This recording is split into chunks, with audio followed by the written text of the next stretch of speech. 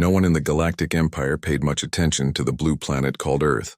To them, it was just another small world in a quiet corner of the Milky Way. The Empire stretched across thousands of star systems, ruled by ancient traditions and powered by technology so old that even their scientists no longer understood its roots. They believed they had seen everything the galaxy could offer. To them, humanity was a late arrival, a race barely crawling into space. But for the people of Earth, everything had changed in just 2 centuries. What began as small colonies on Mars and the Moon had turned into something much larger. By the time they discovered faster-than-light travel, humans were no longer explorers, they were survivors, builders, and dreamers. Their unity had come not from politics but from necessity. After centuries of climate struggles, wars, and resource collapse, they had learned how to live as one species. When the humans finally made their first contact with the Galactic Empire, it was not with grand speeches or shining cities. It happened quietly, in a remote sector known as the Outer Veil. The Empire's patrol ships noticed a small human vessel entering their charted zone. It was labeled as a diplomatic mission, carrying translators, scientists, and peacekeepers. Compared to the Empire's massive star cruisers, the human ship looked fragile, like a small bird flying among dragons. Imperial officers laughed when they first saw the human design. The hull was strange, covered in layers of heat tiles and smart alloys. The engines pulsed with an energy signature the Empire's sensors couldn't fully identify. Primitive, one admiral said. They're using fusion drives. His aides nodded politely, hiding their confusion. They didn't understand that humans had combined old and new methods into something unique, something flexible. The humans came in peace. Their lead envoy spoke calmly through the translation device, saying they wished to share maps, knowledge, and trade. The Empire's representatives accepted the documents but didn't take them seriously. To the Empire, this meeting was just a courtesy, a way to show the younger species their superiority. Behind closed doors, the officials joked that Earthlings were like children who had just learned to walk in space. Still, there was something unusual about the humans. They asked too many questions. They observed everything, the architecture, the uniforms, even the body language of the Imperial Guards. They didn't boast about their technology or their history. Instead, they listened. That quiet curiosity made some of the Empire's analysts uneasy. One of them noted in his report, humans display a dangerous level of patience. They watch more than they speak. Weeks passed after that first contact. The humans continued sending small scout ships deeper into the Outer Veil. They avoided confrontation and stayed polite. But their ships appeared in more and more locations, always collecting data, always mapping. Imperial Command began to notice. They're expanding their survey range, said a general during a strategy session. We never gave them permission to enter those systems. The Empire decided to send a warning. A small Imperial fleet approached one of the human vessels near the gas giant Virelia. They ordered the humans to turn back. The human captain responded calmly that they were only collecting mineral samples and posed no threat. The Imperial commander grew impatient and fired a light warning shot, not to destroy but to intimidate. The energy beam passed close to the human ship, scorching part of its hull. What happened next became one of the most studied incidents in galactic history. The human ship didn't retreat. Instead, it sent out a pulse, an invisible wave that temporarily disabled the Empire's targeting systems. Before the Imperial ships could react, the human vessel slipped behind them, moving in a way their sensors couldn't predict. It didn't fire a single shot. It simply sent a short message. We request you stand down. We do not wish to engage. But to the Empire's officers, that message sounded like arrogance. They opened fire with full force.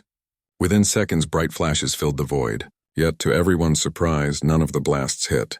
The human ship had vanished again, its quantum drive creating a short-range jump without visible preparation. When it reappeared, it transmitted another calm message. We are leaving this sector now. Please do not pursue. The Imperial fleet returned home confused and humiliated. The report described the humans as technologically unpredictable and strategically evasive. No casualties, no open battle, but a clear loss of control. The Empire's higher council dismissed it as a malfunction. A few glitches, that's all, said one of the high senators. Their ship must have gotten lucky, but luck couldn't explain what followed. In the next few months, the Empire began detecting more human ships, always small, always peaceful, but everywhere. They moved through trade routes, research stations, even near restricted systems. Each time they followed protocol and spoke politely. They never challenged authority, never raised weapons, but they were there, watching, scanning, learning. The Empire's intelligence officers tried to trace where these ships were coming from. The routes didn't make sense. It was as if the humans had built hidden gates across the edges of the galaxy, invisible to standard sensors. Some experts said it was impossible. Others began to worry. No species expands this quickly without a larger plan, said one admiral in a secret briefing. On Earth, meanwhile, humanity celebrated the success of its contact program.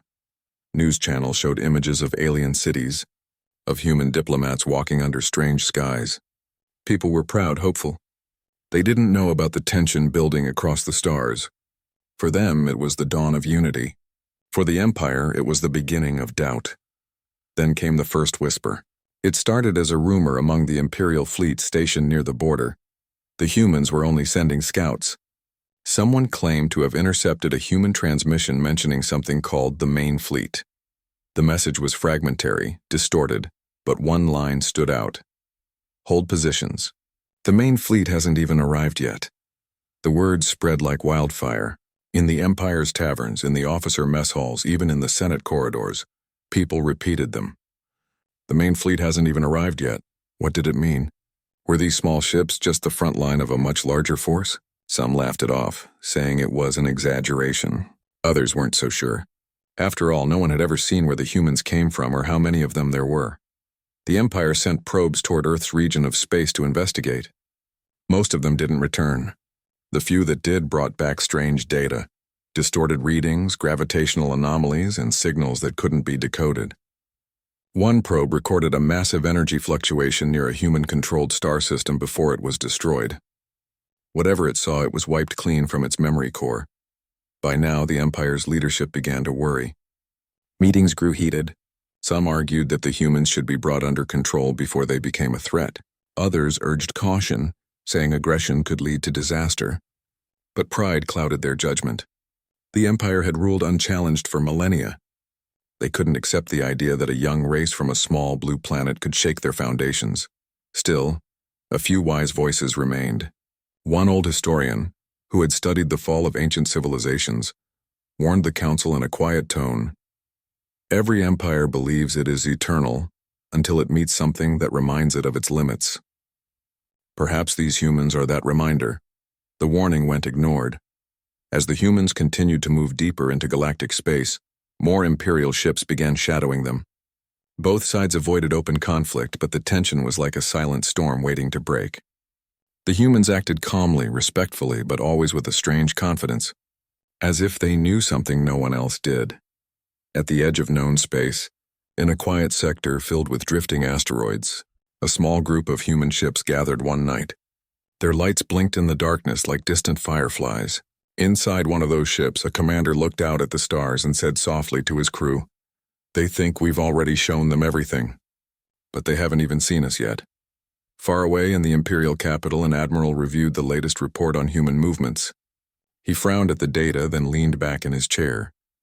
"They're multiplying," he muttered, "and they're not afraid." For the first time in centuries, the Empire's military began to prepare for the unknown. They didn't realize that history was already changing. The old balance of power, the way things had always been, was fading. A new force was rising quietly, not with conquest, but with curiosity, courage, and something the Empire had long forgotten: hope. And in the endless silence of the stars, the galaxy waited to see what would happen next. The space around the Varelia Gate was calm that day, too calm. The great gas giant glowed like a red lantern in the darkness, its rings spreading out in thin waves of dust and frozen light. Dozens of Imperial ships floated near the gate, waiting. Their hulls shimmered with gold symbols of the Empire, proud and ancient. They were not there for peace. They were there to prove who ruled this side of the galaxy. At the same time, far beyond the gate, 3 human vessels drifted quietly through the void. They were not built for war. Each was about the size of a city block, sleek and silver with wide engines pulsing in slow rhythm. Inside, the crews worked in silence, checking energy levels and adjusting scanners. The humans knew they were being watched. They had entered Imperial space for research, not battle, but every officer on board understood the risk. For days, small Imperial patrols had followed them, demanding that they turn back. The humans had sent polite messages explaining they meant no harm, but those messages had been ignored. Every hour, the Imperial presence grew stronger, and now an entire fleet was waiting at Varelia Gate. The humans saw it on their long-range scanners, rows of battleships, cruisers and drones lined up like walls of steel. Inside one of the human ships, the crew watched the readings in silence. The captain spoke softly, his voice calm but firm. "They want to test us," he said. "We don't fire first." "Not today," everyone nodded. They had heard the same words before each mission. Humanity had survived because it learned control. Power was nothing without discipline. As the human ships approached the gate, a message arrived from the Imperial flagship. The translator read it aloud. "Unregistered human vessels, you are trespassing on sovereign Imperial territory. Turn back immediately or you will be removed by force." The humans sent a reply. "We come only for science and communication. We will leave after our survey. Please do not engage." There was a long pause. Then came the reply from the Empire. "You do not give orders here, human." The transmission ended. Moments later, the Imperial fleet began to move. The humans could see them forming into attack lines, their engines flaring like a wall of fire. Even from thousands of kilometers away, the energy readings were enormous. The humans knew that if a single beam hit, their ships would be torn apart. "Prepare the shields," said the captain quietly, "and activate the phase drive. Let's see if they're ready for this." The phase drive was a human invention still unknown to most of the galaxy. It didn't just bend space. It slipped between micro moments of time, allowing a ship to move faster than sensors could track. To an observer, it looked like the vessel had blinked out of existence and reappeared somewhere else. The first shot came without warning. A burst of plasma flew from the Imperial flagship, cutting through space like lightning. The blast missed by only a few hundred meters, but the shockwave shook every human ship. No one panicked. The humans had been trained for calm and chaos. The captain raised his hand. "Engage the drive." The ship vanished. On Imperial sensors, the target disappeared completely. No trace, no signal, nothing. The operators screamed that their scanners had failed. Then seconds later, the human ship reappeared behind them. It was now facing the entire fleet from the opposite side.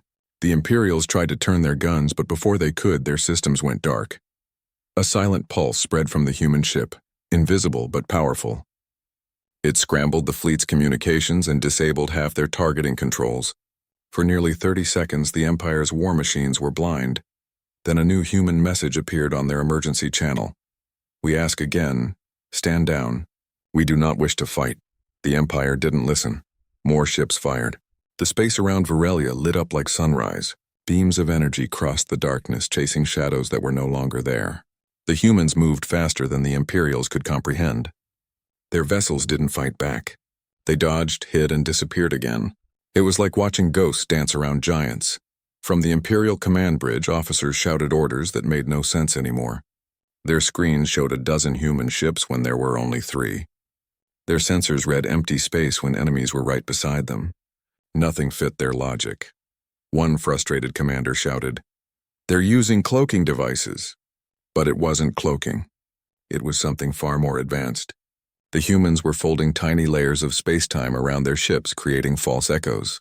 To the Imperials, the battlefield became a maze of illusions. After a long 20 minutes, the firing stopped. The Empire's ships drifted quietly, waiting for orders that wouldn't come. Their admiral's voice trembled through the communication network. "We can't track them. They're everywhere and nowhere." Then came the human signal again, steady and calm. "We are leaving this area. We repeat, we do not wish to engage. Please do not pursue." And then the human ships were gone. They didn't retreat in the usual way. They simply faded into the background, their quantum drives leaving no trail. Within moments, the sensors went blank. Silence filled the command decks. The Imperial crews looked at each other, unsure what to believe. They had fought a battle where no one was hurt, yet somehow they had lost completely. Hours later, the fleet limped back to base. Reports were written, but none agreed on what had really happened. Some claimed the humans used impossible stealth technology, others said it was magic.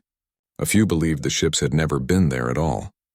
The only thing everyone agreed on was that the Empire had been humiliated. In the capital, the news spread fast. Military leaders dismissed the story as a misunderstanding.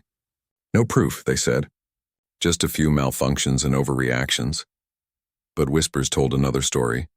Soldiers spoke of ships that vanished, of systems that failed, of voices that asked for peace while outsmarting an empire.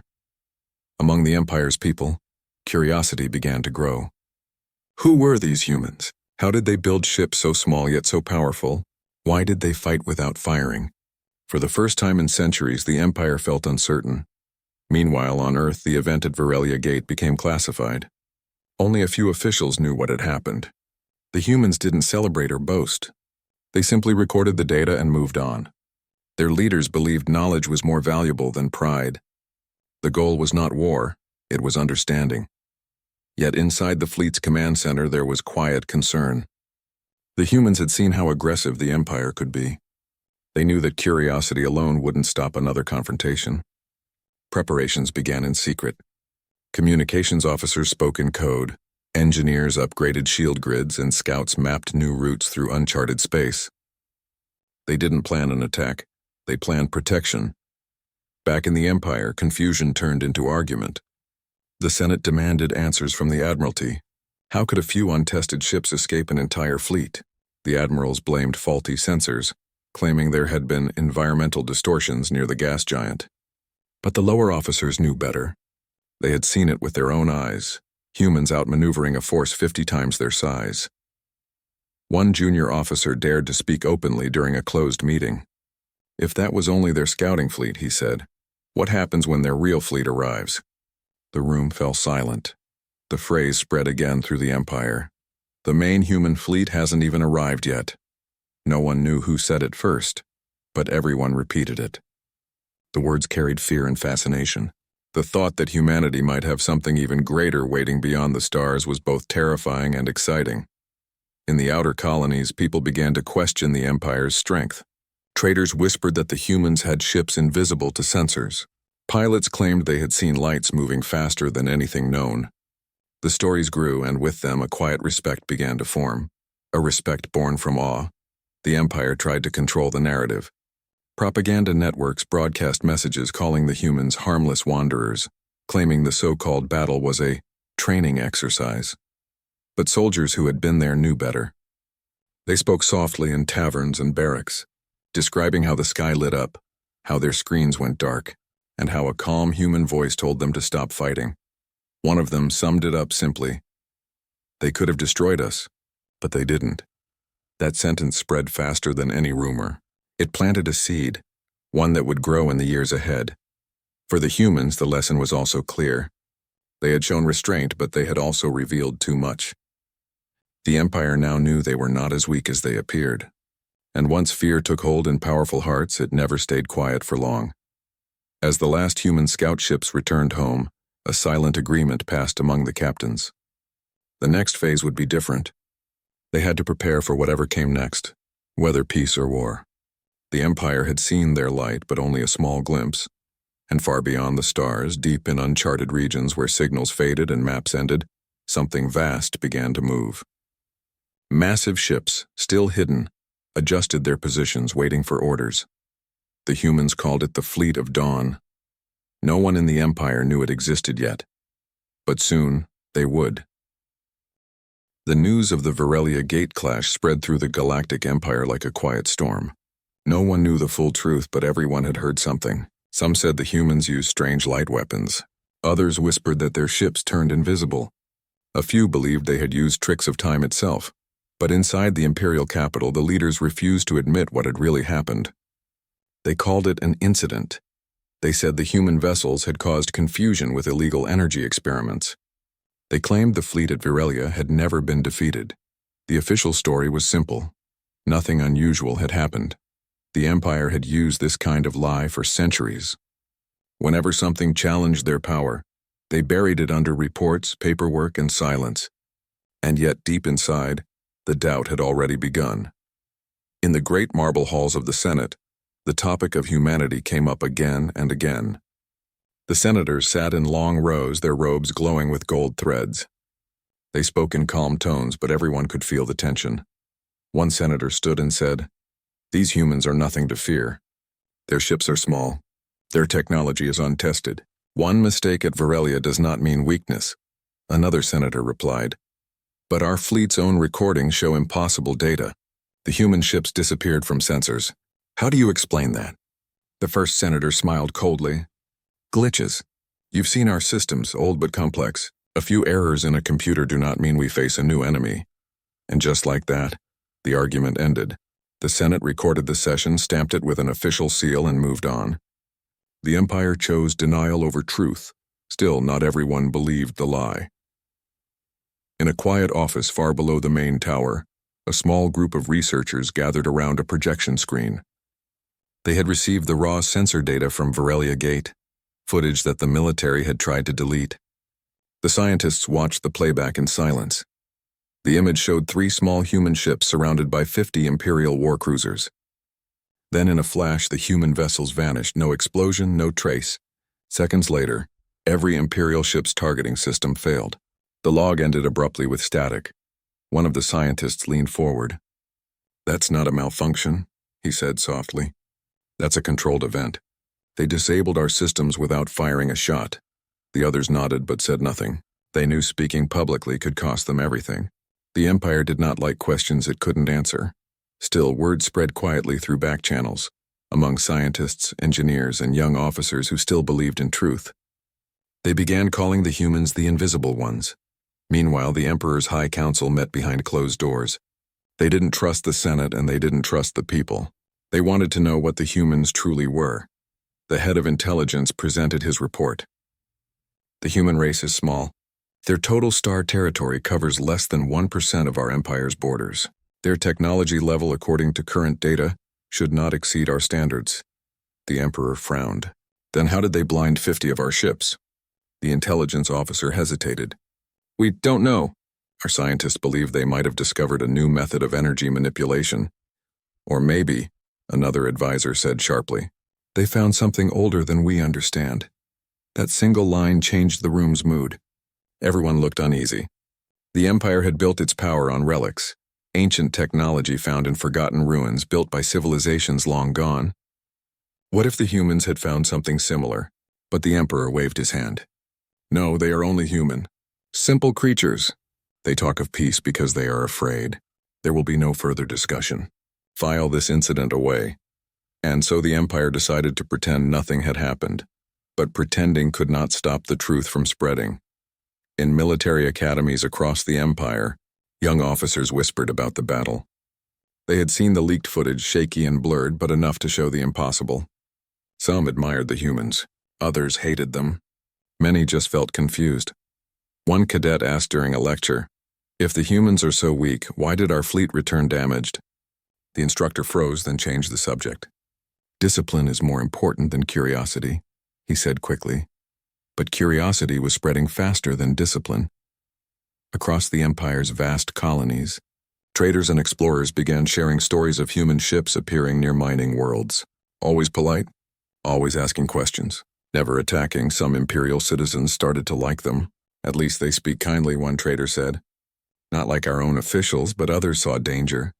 "Kindness is the first step of conquest," warned a popular talk show host. "They will smile until we open the door. Then they will take everything." The Empire's media began to twist the story. News programs showed edited images of human ships, making them look dark and menacing. They used words like infiltrators and deceivers. The goal was simple: make the people afraid. But fear can be a double-edged sword. When people fear, they also start to doubt their leaders. The Empire's military wanted revenge, but it couldn't attack openly. Not without proof. Not without risk. So instead, they built more fleets near the outer rim. Secretly, quietly. In the same period, the humans continued their work calmly. Their scout ships moved in patterns that seemed random but were actually carefully planned. They were studying how the Empire reacted, how its fleets moved, how its communication systems worked. And in every report they sent back home, the same message appeared. Avoid conflict. But observe everything. On Earth, leaders studied the Empire's behavior with deep concern. They could sense arrogance mixed with fear. They knew what came next. Denial would turn into hostility. The humans didn't want war, but they couldn't ignore the signs. So they prepared, not for conquest, but for survival. In secret bases scattered across moons and stations, engineers worked day and night. They improved the quantum shields, upgraded the AI guidance systems, and built relay beacons capable of instant communication across hundreds of light years. When people asked why, the commanders answered softly, "Because history repeats, and we've seen what pride can do to empires." Back in the imperial capital, the Senate tried to calm the population. Speeches filled the airwaves. "The empire remains unshaken," said one senator. "Our might has no equal. The human matter is under control." But even as those words were spoken, a new report arrived. An imperial cargo convoy near the border had disappeared. The last transmission mentioned strange signals, patterns that matched human frequencies. Panic spread. The military demanded permission to retaliate, but the government hesitated. There was no proof the humans had done anything, and so for weeks the empire argued with itself. Some wanted peace. Some wanted war. No one agreed. The emperor remained silent. He refused to appear in public. His advisors said he was considering his options, but rumors said otherwise, that he was afraid. In the streets of the capital, citizens began to notice something unusual. The empire's once grand monuments were now covered with screens showing endless news about the humans.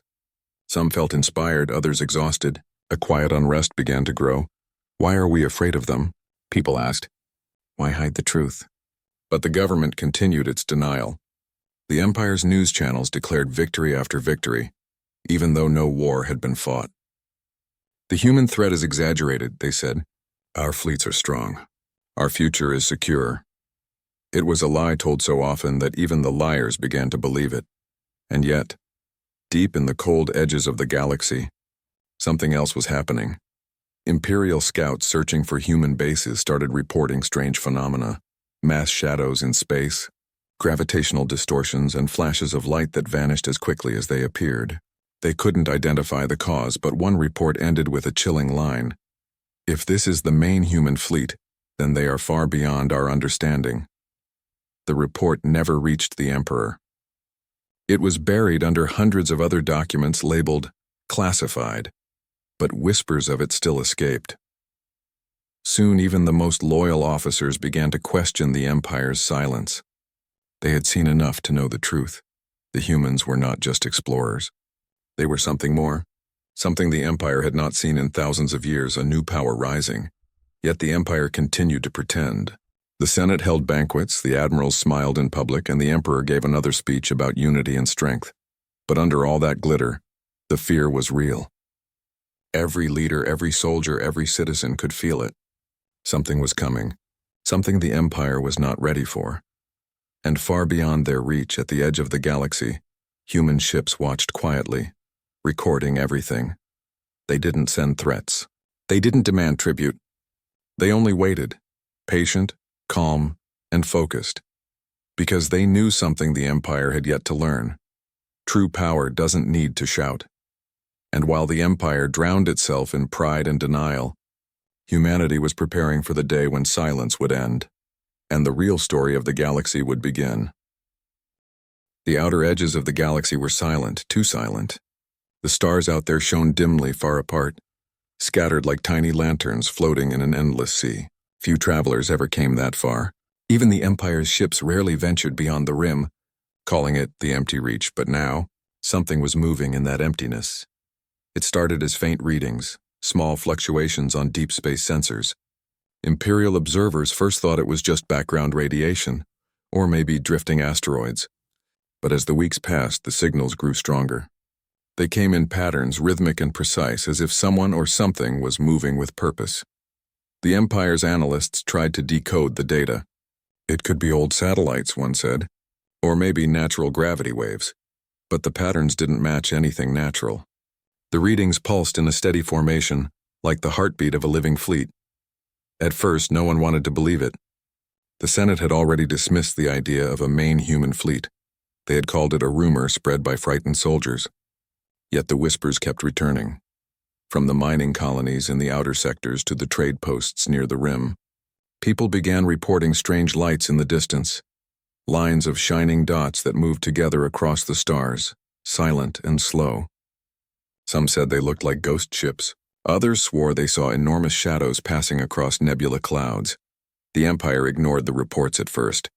But then, a military listening station near the Veil of Dust sent out a distress call. Their transmission was short and broken, filled with static. The only clear words were, "They're coming. They're huge." After that, the signal was gone. The Empire sent a scout fleet to investigate, but they found nothing. The station had vanished without a trace, no wreckage, no heat signatures, no survivors. Only silence remained. That silence made people afraid. Inside the Imperial capital, meetings stretched late into the night. Admirals, scientists, and senators argued endlessly. Some still said it was all coincidence. Others demanded action. "If these humans are truly gathering a fleet," one general shouted, "we cannot sit and watch. We must strike first." But the Emperor refused to approve any attack. He was old now, cautious, and burdened by too many half-truths. "We will not start a war on rumors," he said firmly. "Find proof first." The generals bowed, but their anger was clear. Meanwhile, on the human side, things were moving quietly. Deep beyond known space, the real fleet, what humans called the main formation, was finally gathering. The ships were unlike anything the Empire had ever seen. Some were the size of cities, their surfaces covered in smooth, light-absorbing material that reflected no color. Others were small, agile craft designed for scouting and communication. Together they moved like one body, coordinated, calm, patient. But these weren't warships built for destruction. They were built for control, for precision. Each vessel carried advanced sensors, translators, and shield arrays. Every ship could connect instantly to the others through a quantum network invisible to any known radar. Inside the fleet, crews worked in quiet discipline. They didn't cheer or boast. They knew what was coming and what it could cost. The goal wasn't victory, it was balance. Human leaders had studied the Empire carefully. They knew how pride blinded its decisions, how fear shaped its politics. They had seen empires rise and fall on Earth too. Rome, the old world powers, the nations that collapsed under their own arrogance. History had taught them that winning a battle didn't mean winning peace. That's why even now the humans refused to attack first. They only prepared. On one of the fleet's command ships, officers stood around a large holographic map showing Imperial space. Countless dots represented trade routes, colonies, and military bases. The lead strategist spoke softly, tracing a line across the map. "They still don't believe we exist," he said. "That's our advantage. They're looking outward when they should be looking within." He pointed to several small red zones blinking on the edge of the Empire's border. "These are their weak points. Information hubs, power grids, and relay stations. If we control them, we control their communication." Another officer asked, "And if they fire first?" The strategist looked at the glowing map for a long moment before replying. "Then we show them what restraint can do." Back in the Empire, unease was turning into panic. Every day, new reports arrived from border sectors, sensors malfunctioning, communication blackouts, ghost signals that lasted only seconds. Some colonies claimed their night skies flickered as if something massive had passed between them and the stars. The Empire's news channels began spinning the story again. "It's just cosmic interference," they said. "No need for concern." But the people weren't convinced anymore. Even the soldiers who once mocked the humans now spoke in whispers about the unseen fleet.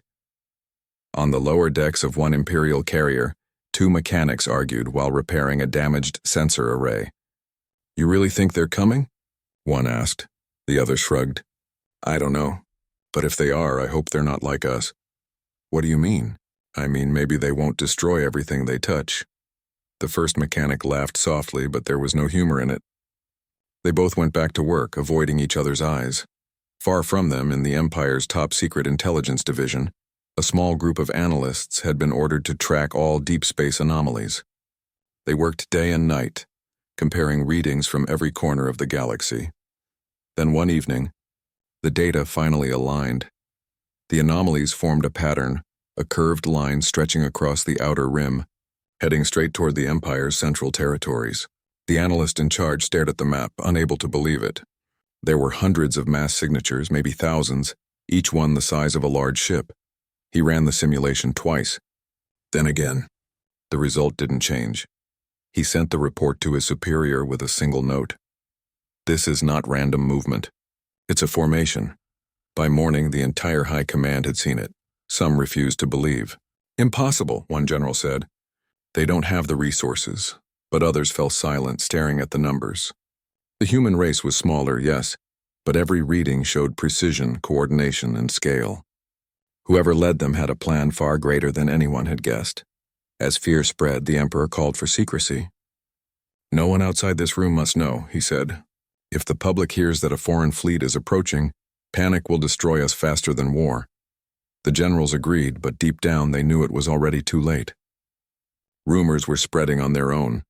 Merchant ships traveling between colonies began to report seeing dark silhouettes moving in the void, massive shapes that blocked starlight for minutes at a time. Space stations near the rim caught glimpses of energy surges that didn't match any known engine type. Even the Empire's most advanced telescopes couldn't get a clear picture. Whatever was out there was masking itself perfectly. It was like chasing a shadow that knew you were watching. In quiet moments, some Imperial officers started questioning their own loyalty. If they truly are human, one whispered to another, what if they're not our enemies? What if they're trying to warn us? But those questions had no place in a proud empire built on control. Doubt was dangerous, and so the Empire did what it always did. It prepared for war while pretending it wasn't afraid. Fleets began moving toward the outer rim. Factories started producing weapons at double speed. The Senate passed new laws restricting free speech about unverified alien threats. Yet, none of it could stop what was coming. One cold evening, the first Imperial patrol encountered something extraordinary. Their scanners picked up dozens of gravitational waves converging from different directions. The captain ordered a visual check. At first they saw nothing, only stars. Then slowly, the stars themselves began to fade, replaced by faint blue outlines of colossal shapes emerging from the darkness. They weren't glowing. They weren't loud. They just were. Silent giants drifting through the void with purpose. The captain froze. Record everything, he whispered. But before they could send the data back, all systems shut down, power, communication, sensors, everything. The crew sat in darkness as the enormous shadows passed silently around them. Minutes later, the lights returned. The ships were gone. Not destroyed, just gone like dreams vanishing at sunrise. The captain sent his final message. We are alive. They didn't attack. They only wanted us to see them. That message was never made public. In the Imperial Palace, the Emperor listened to the recording in private. His hands trembled slightly as he watched the faint image of the human fleet appearing out of the void. For a long time, he said nothing. Then, almost in a whisper, he asked, "How many more are there?" No one in the room could answer. Outside, the people continued their daily lives, unaware that history was already changing above their heads. But across the stars, deep in the blackness of space, the main human fleet kept moving closer, silent, patient, and unstoppable. They didn't come with hatred or conquest. They came with purpose, to remind the galaxy that peace could be powerful, and that silence could shake an empire more than any weapon ever could. And somewhere in the distance, under a sky filled with unknown stars, a voice from the human command ship spoke softly through the network. Hold formation.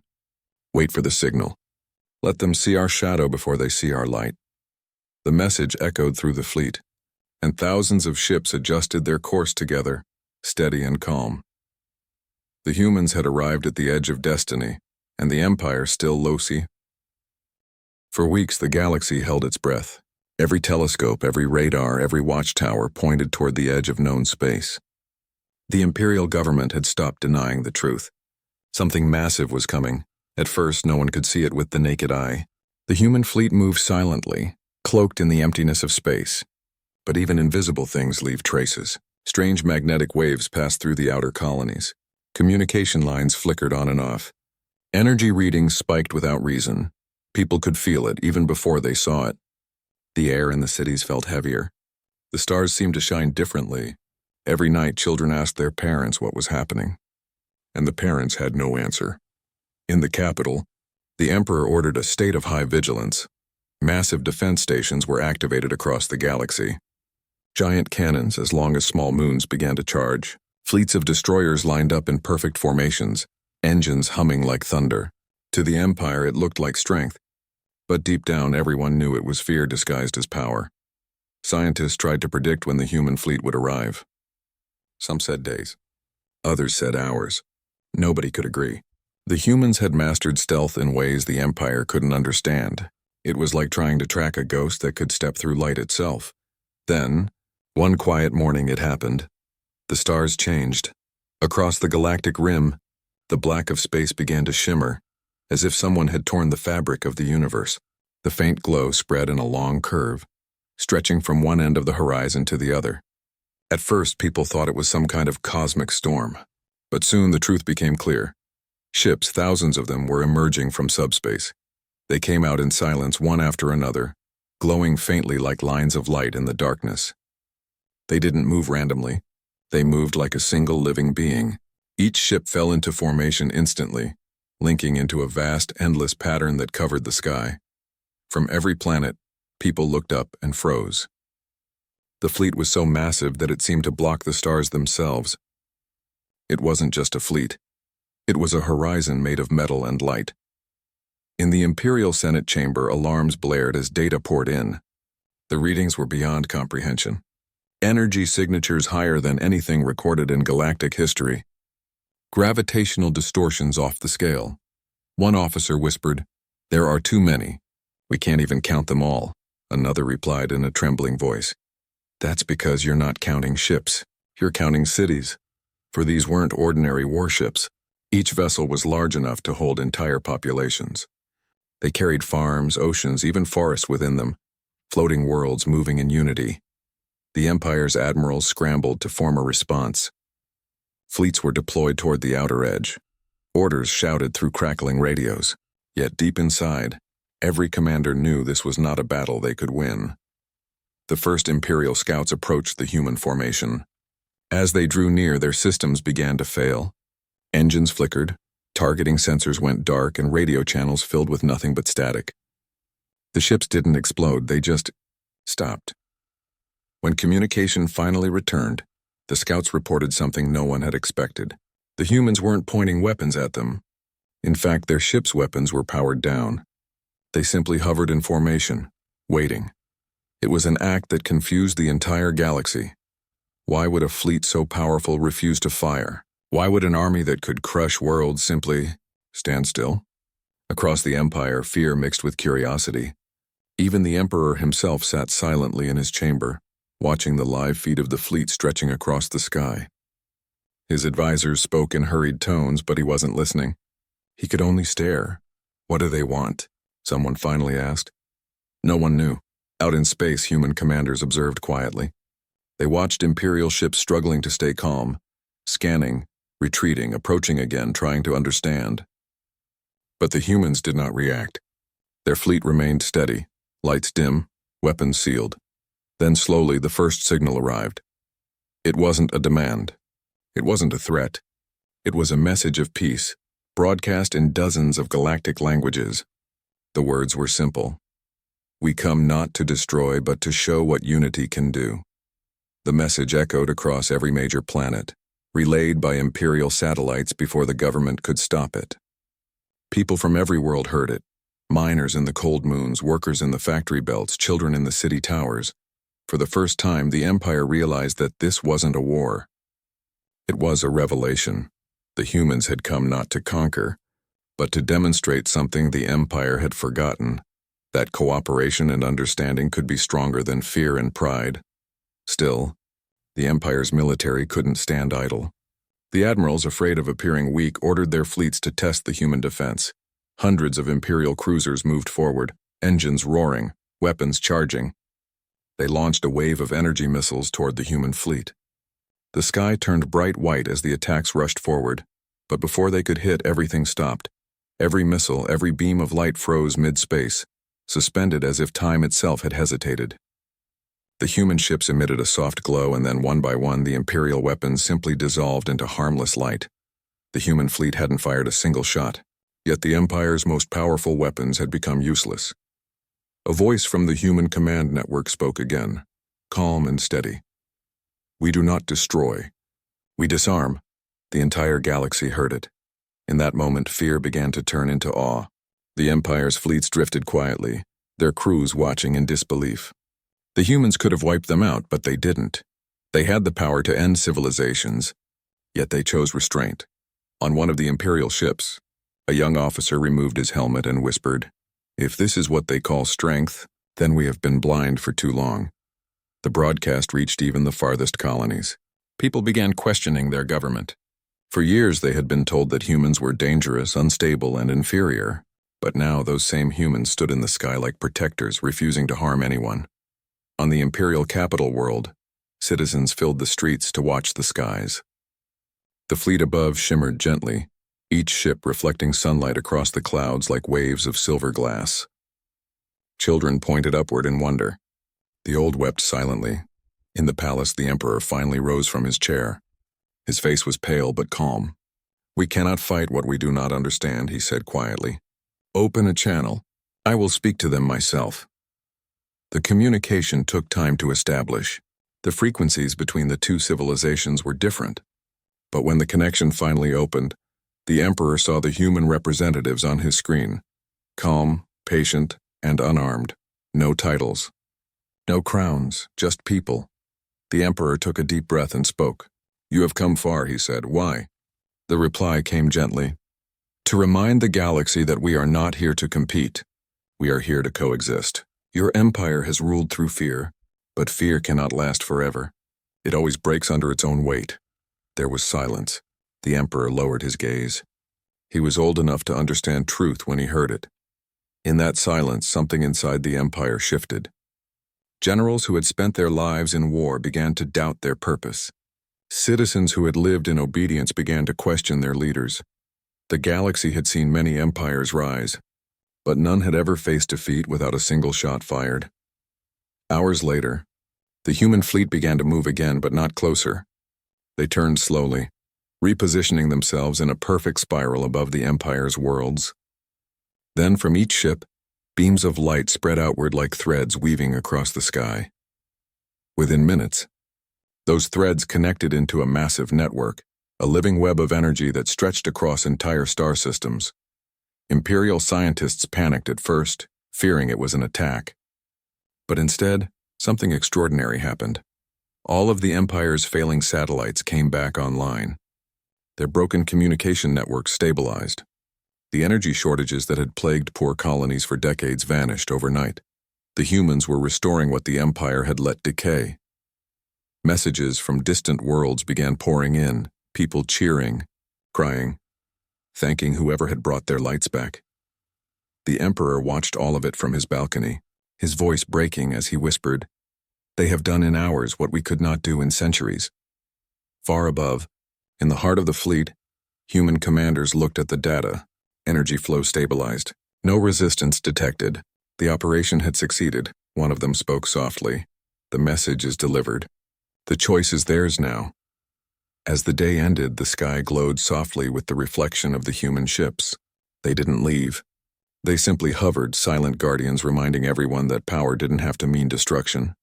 Across the galaxy, people began to feel something they hadn't felt in generations: hope. That night, countless beings of different species looked up at the same stars and whispered the same thought. "The humans have come." And they brought light with them. The next day, news spread everywhere. The battle that never happened. The fleet that restored instead of conquered. The moment when the Empire realized that true strength wasn't about weapons or fear, but about choice. For the first time in its long history, the galaxy saw a dawn not of war, but of awakening. And as the human fleet floated silently above the stars, the message echoed once more through every world, calm and clear. "The main fleet has arrived. We bring peace, not power. We bring light, not fire." The Empire's sky had split open that day, not from battle, but from revelation. And nothing. For a long time after the day the sky split, the galaxy remained in silence. The human fleet hovered above the Empire's worlds like calm giants, their silver bodies glimmering softly under distant suns. No one dared to move against them, yet no one feared them anymore. The fear that once ruled the galaxy had started to fade, replaced by something new. Curiosity. Every citizen, from the crowded city towers to the quiet farming moons, looked up at the strange lights in the sky and asked the same question: what would happen next? The Empire's government, once proud and untouchable, now found itself standing at a crossroads. The Emperor, older than most could remember, spent hours watching the live feeds of the human fleet on the palace screens. The images felt unreal, ships so vast and peaceful, waiting without a single weapon raised. He had seen wars. He had commanded them. But he had never seen power that refused to harm. That kind of strength confused him more than any battle ever had. For days, his advisors argued around him. Some urged him to surrender, fearing the humans might strike if provoked. Others demanded to rebuild the fleet and prepare for war. But the Emperor had stopped listening to fear. He had seen enough. At last, he gave a simple order. Send a message to them. I will meet their leaders face to face. The message was sent through the same energy network the humans had built. Within minutes, the reply came. Not from a throne room, not from a council chamber, but from a quiet communication hub aboard one of the human ships. The voice that spoke was calm and direct. We accept. Let the meeting be on neutral ground, between your sky and ours. The chosen location was a small planet near the galactic rim, covered in golden sand and soft winds. No cities, no armies, no hidden weapons. Only the sound of space above and the gentle hum of life below. When the Emperor's shuttle descended, he expected to see soldiers waiting. Instead, he saw people, humans standing in the open air without armor, without guards. Their clothes were simple, their expressions were calm. One of them stepped forward and spoke. You came yourself. That already means something.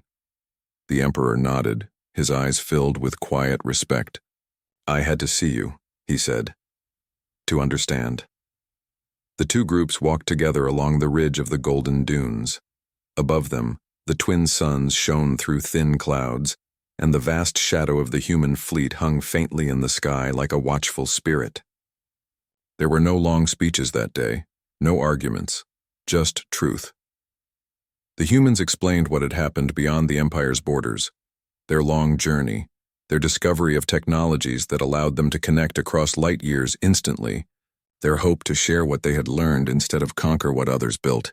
They spoke of Earth's history, how humanity had once nearly destroyed itself through pride and division, and how it had taken centuries to learn that real progress came only through cooperation. The Emperor listened quietly. Every word seemed to peel away the weight of his crown. He realized that his empire, vast and glorious as it was, had grown hollow inside. It had ruled through fear and silence, not through trust or compassion. When the humans finished, there was a long pause. Then the Emperor said softly, You could have destroyed us. Why didn't you? The answer came without hesitation. Because destruction teaches nothing. Only understanding can change hearts. Those words sank deep into him. He turned his gaze toward the horizon, where the faint silver of the human fleet shimmered in the light. Perhaps we have much to learn from you, he said. One of the human leaders smiled faintly. And we from you, they replied. Every empire, every world carries lessons of its own. We came not to rule, but to remind. That meeting lasted only a few hours, but it changed the course of history. Within days, both sides signed what would later be called the Accord of Dawn. It was not a treaty of surrender. It was an agreement of cooperation, a promise to rebuild together, to share knowledge, to protect life instead of control it. When the news spread across the galaxy, people could hardly believe it. The same empire that had once silenced entire systems now sent out messages of peace and unity. The humans had done what no army could do. They had changed hearts through example. As part of the accord, small groups of human engineers and scientists traveled to imperial worlds, helping repair old systems and teaching new methods of clean energy. In return, imperial scholars shared their own wisdom about the stars, ancient languages, and forgotten cultures. Everywhere they went, something incredible began to happen. On one world, human and imperial children played together under skies that once echoed with fear. On another, engineers from both sides built the first joint research station, where they studied the mysterious energy field that connected all life. The galaxy began to heal, not just politically, but emotionally. There were, of course, those who resisted change. Some admirals still clung to their pride. Some politicians whispered that peace was weakness, but their voices grew smaller with each passing day. The people had seen what true power looked like: quiet, patient, and unshakable. Years passed. The fleet remained in orbit, not as conquerors but as guardians. They helped stabilize systems, mediate conflicts, and build bridges between once separated civilizations. The humans became known not as strangers, but as bringers of balance. The Emperor, now too old to walk without help, spent his final years writing a book about the day he met the humans. He called it "The Day the Stars Looked Back." In it, he wrote, "They came not with fire, but with light. They conquered nothing but our fear." That book spread across the galaxy, translated into hundreds of languages, read in schools and homes for generations. It reminded everyone that peace was not a gift. It was a choice, one that had to be made every single day. Decades later, the galaxy looked very different. Trade between human and imperial worlds flourished. Disease and famine became rare. Technology advanced faster than anyone had imagined, and for the first time in recorded history, no major war had broken out in over a century. Yet the most beautiful change was not in machines or cities, it was in hearts. On worlds once divided by power, people now saw themselves as part of something greater, a shared galaxy, a shared destiny. And at the center of it all floated the great human fleet, still silent, still steady, a reminder of the day when compassion defeated arrogance. Over time, the fleet's ships began to dim their lights one by one as their missions completed. Some remained as memorials above peaceful worlds. Others returned to deep space to explore beyond known stars, but their presence never truly disappeared. Whenever a world faced hardship, the old saying would echo, "Look to the stars, the light of the fleet still watches." Generations grew up hearing that phrase, not as fear, but as comfort. One quiet night, a child on a distant colony looked up at the sky and saw a faint shimmer, the last of the great human ships passing far beyond their system. He turned to his teacher and asked, "Are they ever coming back?" The teacher smiled softly. "They never left," she said. "As long as we remember what they taught us, they are always here." And somewhere in the vastness of the galaxy, in the endless darkness between suns, a voice spoke gently across the communication network that once connected worlds. "We are not above you. We are among you." The lesson was never about power. It was about peace. That signal spread quietly, passing through satellites, drifting between stars, reaching even forgotten outposts at the edge of known space. Every being who heard it felt something stir inside, a reminder that no matter how advanced or powerful a civilization became, its greatest strength would always be empathy. Years later, historians would look back and call it the Great Turning, not because of battles won or empires built, but because it was the moment when the galaxy remembered its humanity. And so the legend lived on, not of war, but of awakening. Not of conquest, but of connection. The Empire had been stunned when they first heard the words, "The main human fleet hasn't even arrived yet." But when it finally did, they learned what those words truly meant. It wasn't about more ships. It wasn't about stronger weapons. It meant that the greatest strength of humanity wasn't their fleet, it was their spirit. The fleet was only a reflection of what they believed in: unity, understanding, and the courage to choose peace even when they didn't have to. And in the end, that was what changed the galaxy forever. Because sometimes the most powerful arrival is not the one that brings war, but the one that brings light.